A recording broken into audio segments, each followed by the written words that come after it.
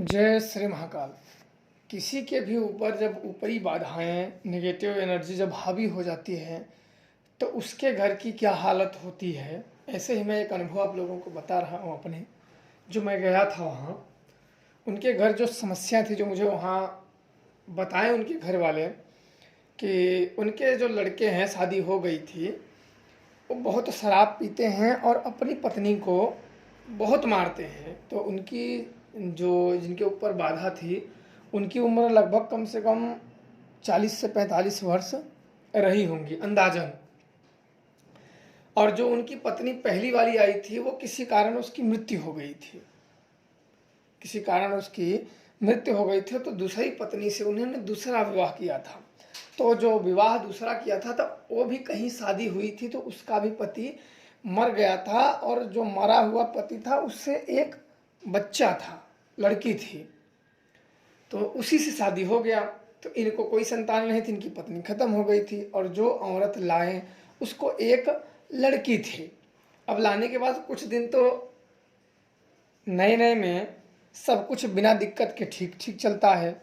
कुछ दिन बीतने के बाद वहीं डाहना शुरू कर दिया, तकलीफ प्रताड़ना देना शुरू कर दिया, मारना पीटना, और 1 रुपया न देना। जो मुझे वहाँ जाने के बाद बताएं, उनकी जो तकलीफ़ें, घर से रातों को मार मार के निकाल देना, 12 बजे रात, 1 बजे रात, 2 बजे रात, 4 बजे रात, कोई समय नहीं कि भाग जा यहाँ से, जा मर जा, कट जा। उसको रोज मारना, मार मार के जब मुझे बुलाए गए कि आप यहाँ ये कई लोगों से दिखवाएं, तो बताएं कि प्रेत बाधा तो है, आपके लड़के के ऊपर प्रेत बाधा है, पर वो हमारे बस का नहीं है, आप कोई दूसरे जन से दिखवा लीजिए। तो ऐसे ऐसे कई लोगों से जिनके घर में समस्याएं होती हैं, तो मरने के लिए कोई छोड़ता नहीं है। किसी न किसी को उनके नज़र में, या जो उनके देख रेख में कहीं देखते हैं, कहीं सुनते हैं, कोई बताते हैं कि इनके पास लेके जाओ, शायद आपका कल्याण हो ही जाए। तो ऐसे जगह जगह भटकते रहते थे लेके, लेकिन समाधान कुछ नहीं मिलता था। ऐसे धीरे धीरे वो बात एक जन मेरे परिचित जानकार ने ही मुझे बताया कि आप वहाँ एक हैं, उन्होंने वहाँ बात किया था। तो फिर उन्होंने मुझसे बात कराया, तो पहले तो मेरी जाने की इच्छा नहीं हुई कि उतना दूर कौन। तो बहुत तकलीफ सब बताएं कि लड़कियों को मार मार के भगा देते हैं रातों को, उधर पहाड़ों में 2-2 3-3 दिन बिना खाए बैठी रहती हैं। और अपने घर कहाँ जाए, उनके पिताजी नहीं है, माताजी नहीं है, भाई है, वो किसी काम के नहीं है, वो भी मार मार आपस में दारू शराब पी के दंगा फसाद करते हैं, इधर उधर बिल्कुल तकलीफ वाली कहानी बताएं। और ये बिना खाए, तो मेरे को बड़ी दया आ गई मन में कि ये आदमी अपनी पत्नी को मार मार के घर से निकाल दे रहा है, और 2-2 3-3 दिन बिना खाए हुए पहाड़ों पे बैठी रही है बेचारी, फिर आती है तो फिर वही दशा। तो मेरे को बहुत दया आई, मेरे मन में आया कि नहीं चाहिए, काम करना है कुछ भी करके, किसी का घर जरूर, अगर मेरे करने से अगर किसी का घर बसता है, तो अपने भर, अपने सर और बस भर जरूर प्रयास करना चाहिए। मैंने बोला ठीक है। तो वहाँ फिर हम सब ने दिन रखा, जल्दी ही रखा कि जितना जल्दी हो सके कोई प्रेत बाधा हो तो उसको कर देते हैं। तो वहाँ एक दिन रखे चलने के लिए, और उस दिन हम पहुँचे वहाँ उनके घर। वहाँ गए तो जो पानी वानी सब लेके आए, पानी वानी पिए, आराम से बैठे, थोड़ा सा बातचीत हुआ, हालचाल। फिर मैंने कहा कि ठीक है, कौन है।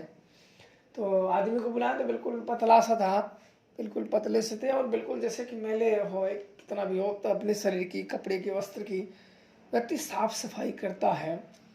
तो डाउट तो हो गया था कुछ ना कुछ, क्योंकि उसके हाव भाव और उसके देखने का तरीका, बोलने का, तो पता चल जाता है कि नॉर्मली इंसान ऐसा नहीं कर सकता है। तब यह था कि ये है क्या। बोले अच्छा ठीक है। अब एक समय सब सामान एकत्रित किए, सब मंगाए, जो लिखवाए थे पहले ही मंगाए, तो सब सामान लेके आए और बैठे। बैठने के बाद एक बुलाया गया एक शक्ति को, उनका आवाहन किए गए, उनसे पूछताछ की इसमें कुछ है, प्रेत बाधा है, क्योंकि पहला पूछताछ यही होता है कि प्रेत बाधा है या नहीं। ऊपरी बाधा जो नेगेटिव एनर्जी बोलते हैं, प्रेत बाधा, वो है या नहीं। अगर नहीं है तो कहानी खत्म, भाई वो अपना निजी करा, उसे अपना दूसरा कोई इलाज दिखाओ। और उसमें है तो फिर क्या है। तो ये सब कुछ देखने के बाद यह पता चला कि इसने किसी के कहने पे पहलवान को सिद्ध करने का प्रयास किया। ज़्यादातर पहलवान जो होते हैं इर्द गिर्द के, वो मंत्र द्वारा नहीं साधे जाते हैं, मंत्र उनके नहीं होते हैं। वो ज़्यादातर आपको दारू शराब मुर्गा जो उन लेते हैं, दारू शराब मुर्गे अन्य जो जिसको वो हविस रूप में लेना चाहते हैं या जिनकी उनकी लालसा होती है, वो उन्हें दे दोगे तो धीरे धीरे परच जाएंगे। परचाना होता है कि किसी दुष्ट व्यक्ति को खिला पिला के अपने तरफ ले आना और बाद में उसी से अपना नाश कर लेना। इसीलिए लोग कहते हैं कि प्रमाणित शक्तियाँ सीखो और गुरु के मार्गदर्शन में ही सीखो, अड्ड बड्ड शक्तियों को ना सीखो, अन्यथा तुम्हारा घर बर्बाद कर देंगे, तब तुम्हें कोई नहीं आएगा बचाने के लिए। और इस बेचारे के साथ वही हुआ था, इसके घर पार सब चौपट हो गया था और ये उसके ऊपर अब तांडव करने लगा था। जब थोड़ा दिन तो आए ये करो, दूसरों का ठीक करने के लिए कुछ अपने नाम भी, कहीं दूसरों को ठीक करने जाते हैं तो उनका नाम भी न जाए, तो चाहे भूत प्रेत जो उनके पास हो सबको बोल देंगे मैं एक नहीं डबल पद दूंगा ठीक करो, ताकि उनका नाम न जाए। और उनके वो क्रिया से कई मुसीबतें उत्पन्न हो जाती हैं जो परिवार के लिए काफ़ी दुखदाई होती हैं और मुसीबत भरी होती हैं। और हुआ भी इनके साथ वही, जो अपनी परिवार के लिए कई मुसीबतें उत्पन्न कर लिए, पत्नी का भी मरने जैसी हालत हो गई इनके, और इनके चक्कर में इनके माता की भी वही, क्योंकि घर में जब एक व्यक्ति दुखी होता है तो वो सभी घर के दुखी हो जाते हैं, कहीं ना कहीं वो दुख सभी को बाधित करता है, पर जिसके ऊपर समस्या रहती है उसको अधिक बाधित करता है। और ये जो समस्याएं हैं ये आपको शरीर में और समस्या इतनी उत्पन्न करेंगे कि मृत्यु को जल्दी आपको नज़दीक लेके जाएंगे। उम्र तो है पर शरीर आपका साथ नहीं दे रहा है, जो आपका घोड़ा है इसमें बल ही नहीं है वहाँ तक जाने का, तो कैसे जाएगा। तो इसको बिल्कुल ठीक रखो और ऐसी क्रिया बिल्कुल ना करो। फिर मैंने महाशमशान काली से उस पहलवान को कैद कराया, गिरफ्तार करवा लिया। कराने के बाद तब उसको छोड़ दिए गए कि भाई आप अब देखो कि आपको कैसा होता है। हम लोग शाम को वहाँ से लौट आए, तो एक हफ्ते के बाद उन्होंने कहा कि अब ये बिल्कुल ठीक है और सब कुछ अच्छा है। और बाद में उसको गए एक देवस्थान पे, वहाँ उस पहलवान को दान मार दिए, क्योंकि जो दुष्ट शक्तियाँ होती हैं उसे दान मार दिया जाता है ताकि उससे सदा सदा के लिए छुटकारा मिल जाए। और आज उसको सब कुछ उसके घर की ठीक है, लड़की की भी उसने शादी की, लड़की को भी एक लड़की हुई है। मैंने अभी 2-3 दिन पहले ही बात हुई, तो लड़की की भी शादी हो गई और अब जो कमाते हैं अपनी औरत को लाके देते हैं। तो औरत वहीं बोलने लगे कि मेरी जो समस्या थी वो अब दूसरों को हम क्या बताएं, रोज़ मारते थे, ये करते थे, वो करते थे, खाना तक नहीं देते थे, फिर भी मैं अपना घर छोड़ के नहीं गई। आज देखो वहीं सुधर गए हैं, कहीं भी जाएंगे काम करेंगे, सब पैसा मेरे हाथ में दे देंगे। हमारी भी गृहस्थी खत्म थी लेकिन आज देखो माता के आशीर्वाद से लौट आई है। तो वो सुन के जो बड़ा सुकून मिलता है कि चलो कम से कम एक घर, वो जब तक जिएगा तब तक पुण्य आशीर्वाद करेगा, कम से कम एक घर तो सुधरा।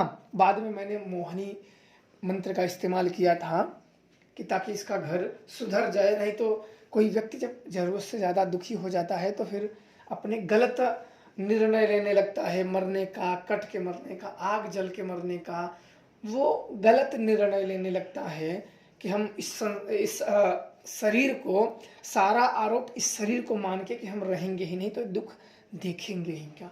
तो सारी दुख तकलीफ इस शरीर पे आरोप मान के इसे मुक्त करने का प्रयास करते हैं, यानी अपना जान देने का और मरने का प्रयत्न करने लगते हैं। तो ऐसा बिल्कुल नहीं करना चाहिए। हर चीज़ का समाधान है, हर चीज़ की उपाय है, बस ज़रूरत है तो वहाँ उस इंसान से भेंट करने का। तो आप लोग खुश रहें, प्रसन्न रहें। संसार में एक से एक बड़े दुखी हैं, पर उसे कैसे भी करके निपटारा जरूर करना चाहिए और हो भी जाता है। मेहनत करो तो हो जाता है, तो करें और खुश रहें। जय श्री महाकाल।